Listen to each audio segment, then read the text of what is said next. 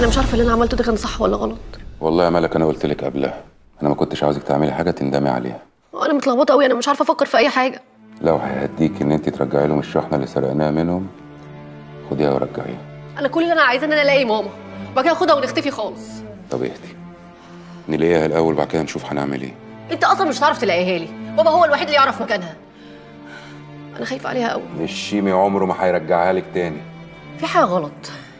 انا عمري ما شفت من بابا اي حاجه وحشه، طول عمره حنين عليا.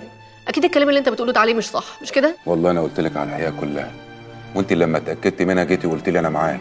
وانا ما بكدبكش، انا كل اللي انا عايزاه ان انا اسمع منه الاول. وامك اللي حابسها بقاله 20 سنه دي، واول ما تلاقيها خفاها، دي برضه محتاجه دليل. انا كل اللي انا عايزاه ان انا الاقيها. قلت لك عليها لي. ازاي؟ قول لي هتلاقيها لي ازاي؟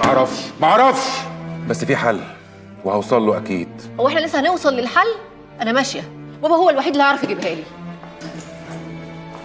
ملك، اللي بتعمليه ده خطر، خليكي معايا وانا هجيبها لك.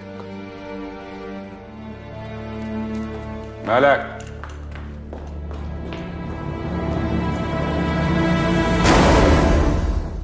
احنا بقالنا 3 ساعات يا نمر، انا جعت وظهري قفش والجزمه زنقه على رجليها عملت لي قلو وعايز ادخل الحمام. مش عاوز تحلق بالمره؟ طب ربنا انت قاريني، انا بقالي جمعه ما استحميتش. اول ما فك طاقية المستشفى ديت اروح احلق واخد شاور. بطل هبد بقى، بطل هبد.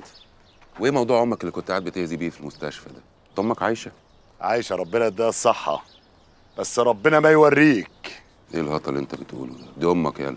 ما علينا، عاوز اسالك سؤال. ارغي. وحياة الغليم مش انت اللي ضاربني؟ وحياة الغليل لفقعك بالجزمه دلوقتي.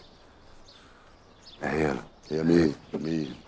الممرضه اللي كانت متابعه ام ملك، عاوزك تقطرها وتعرف هي ساكنه فين، وندخل لها ازاي عشان نعرف منها اي معلومه توصلنا لام ملك. لسه ادور داخلين وفيش. خد يالا خد. ولا يا نرس، ليك حق يا خليل اني ماشي مع قلاضيش، ليك حق.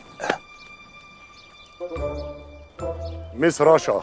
مين؟ ميس رشا، النرس اللي ماسكه الليله دي كلها، اللي هتاخدنا بالليل تعرفنا مكان المستوصف اللي شغاله فيه عشان تغير لي على البطحه. منوره يا مس رشا. اهلا. تمام.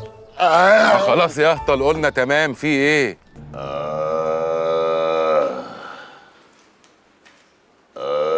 لا شفناكي ولا شفتينا. بس احنا متحرج علينا نفتح بقنا في الموضوع ده. ده انت ملك الرحمه، وملك الرحمه بيكذب. خلاص.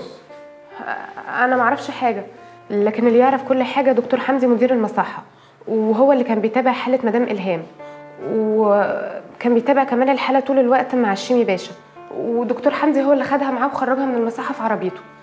بس والله العظيم ما اعرف حاجه من ساعتها. طب يا ملك الرحمه، ما دام ما تعرفيش، خدت الفلوس ليه؟ ليه؟ خلاص. انت متجوزه ولا لسه؟ مكتوب كتابي ولسه الفرح. طب امسكي عروسه عشان تكملي جهازك. اكتبي لنا بقى نمره الدكتور حمدي ده في ورقه. طبعا حالا. يلا. لغيث عفان، خليه يجيب لنا قرار الدكتور حمدي ده.